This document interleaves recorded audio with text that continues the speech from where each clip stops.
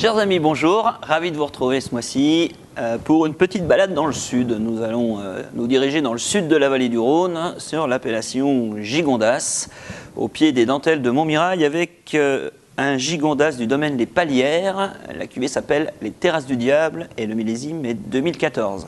C'est une propriété qui a été rachetée par la famille Brunier, propriétaire du domaine du Vieux Télégraphe à Châteauneuf-du-Pape, il y a quelques années, qui a restructuré ce vignoble et en tire aujourd'hui toute la quintessence. Terroir assez extraordinaire, puisqu'on est dans le sud, on parle de Gigondas, on imagine immédiatement la puissance, l'alcool, la force.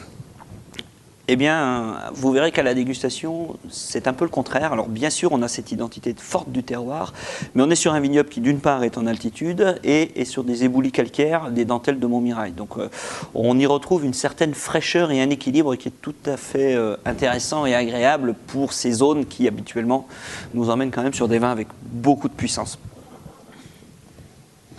La robe est assez claire, on voit qu'on n'a pas cherché à faire une concentration de matière. On est principalement sur le cépage Grenache, quand même à 90%, cépage roi de la région. Et le nez est tout à fait contrasté entre, bien sûr, les épices. Les épices, ça évoque le feu, ça évoque la chaleur, ça évoque le soleil. Mais aussi une sensation plus froide, la pierre, une notion caillouteuse, presque minérale dans le vin, qui nous laisse à penser qu'on va garder une grande fraîcheur dans ce vin. Le nez est intense, il est plaisant aujourd'hui. Je pense qu'il va prendre encore une dimension supérieure d'ici quelques temps.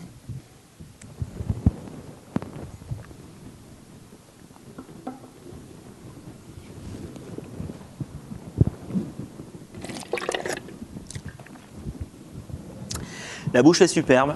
C'est un Grenache qui pinote presque. C'est soyeux, c'est fluide, c'est gourmand. Encore une fois, l'alcool est complètement intégré dans le vin, aucune sensation de chaleur excessive. Au contraire, la fraîcheur, de l'acidité, un superbe équilibre qui correspond au millésime, mais qui correspond aussi surtout au terroir et au savoir-faire. On a un vin de puissance moyenne finalement. On peut déjà prendre beaucoup de plaisir aujourd'hui. On peut le consommer, à mon sens, à partir de 2019 jusqu'en 2025 sans aucun problème. On prend déjà beaucoup de plaisir aujourd'hui. Il y a un équilibre et une fraîcheur qui est tout à fait désaltérante presque. Donc on imagine effectivement des viandes. Alors, Gigondas ne rime pas toujours avec épices, plat en sauce ou gibier. Là, on peut s'octroyer un mets plus fin, un joli morceau de bœuf sur une partie tendre. Ça peut être aussi, pourquoi pas, une plumade pata negra sur un cochon ibérique. Quelque chose qui soit cuisiné avec justesse, sans trop d'épices, parce qu'encore une fois, le vin est plutôt sur la fraîcheur, la gourmandise, presque la légèreté pour un Gigondas, ce qui est tout à fait pas surprenant en connaissant le domaine, mais en tout cas agréable et appréciable. J'espère que vous prendrez aussi beaucoup de plaisir à découvrir ce Gigondas et à redécouvrir aussi tous ces grands vins du sud de la vallée du Rhône qui, quand ils sont faits de cette façon-là, sont tout à fait remarquables. Je vous dis à bientôt sur Cavissima.